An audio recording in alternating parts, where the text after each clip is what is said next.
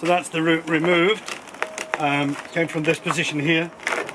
And there's the root. There is quite a bit of fine roots on that, but it had to go. So obviously we'll be encouraging these now to grow, and we'll position them in the pot in such a way that they will create a decent nabari.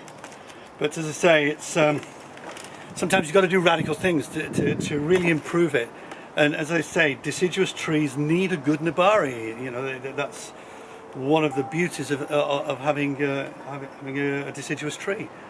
If it just looks like a pole coming out the ground, and this is another thing with air layers, you've got to be careful you don't get a cartwheel effect. That happens with air layers. So again, you know, if you're repotting an air layer, be selective, choose the stronger roots, get that nabari going. Don't have everything the same size. So you can see the tree fits well in there. There's lots of room for new growth.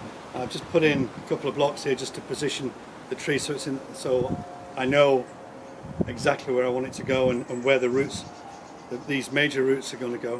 What I may try and do as well is, this root here is a bit odd. I'm going to see if I can bring it round to back here, because it's again, it's not in a very good position.